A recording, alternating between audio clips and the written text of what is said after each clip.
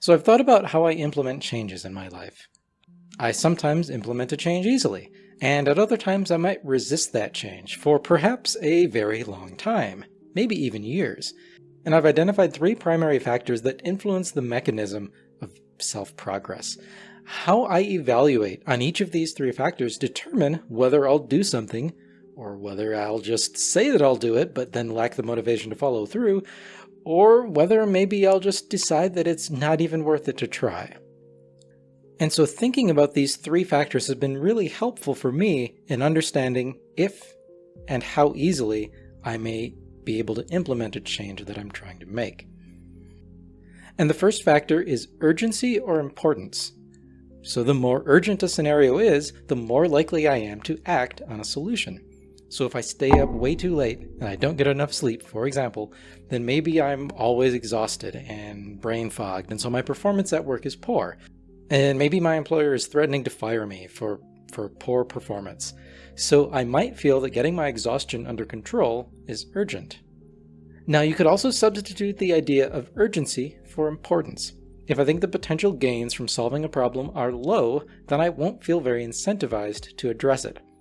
For example, if I'm just a little bit tired and not performing optimally, then maybe I can ignore suboptimal sleep habits and just drink an extra coffee in the middle of the day or something. If the problem isn't urgent or important, I won't feel encouraged to solve it right now, and something else, probably something that's more urgent, will take over my attention instead. Now the second factor is the success rate, or how likely it is that I think I'll succeed at whatever it is that I'm doing. If I think I'll succeed, it's easy to take action. And if I think it's hopeless, then action will be almost impossible. So maybe if I think my exhaustion is caused by factors outside of my control, like my genetics or a miserable job that I feel trapped in, or if alternatively I've tried to improve my sleep habits already many times and failed time after time, then I might think that I don't have the capacity to sleep better. Under these circumstances, I might not even try to get better sleep because I think it won't work or I think it won't help. And the third factor is cost. And so as the cost to implement a change increases, whether that's time or money or effort, pain, discomfort, whatever that cost is, I become less motivated to make that change as the cost increases. So maybe again, if I'm sleep deprived because I'm playing video games all night in order to cope with a meaningless or lonely existence, then I might feel like the cost of going to bed earlier is too high. That, maybe I'll envision that all I'll ever do is work and commute and eat and sleep and never experience joy or pleasure again. So the more it costs to solve a problem, the easier it is to just feel overwhelmed thinking about it and just never make it to trying to solve it. So our perception of the importance, the success rate, and the cost of a problem that we're trying to solve, these dictate our motivation in taking action, or failing to take action. Now, you won't have full control over all of these three factors. And fortunately, you don't need all three of them to be favorable in order to take action.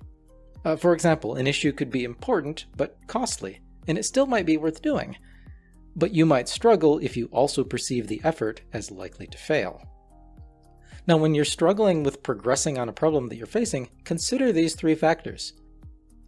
Find the biggest one that's standing in your way and ask yourself, is my perception of this problem really true? Is the problem really as important or unimportant as I think it is? Is my success rate really what I anticipate it to be? What about the cost? Is it really as costly to solve as I think it will be? And then, what can I do to change the success rate, or to reduce the cost to make the action more favorable? When we get clear about how important or unimportant our problems are, as well as the true cost and the true success rate of our efforts to solve those problems, we can give ourselves the best chance to make meaningful, sustained actions towards those solutions.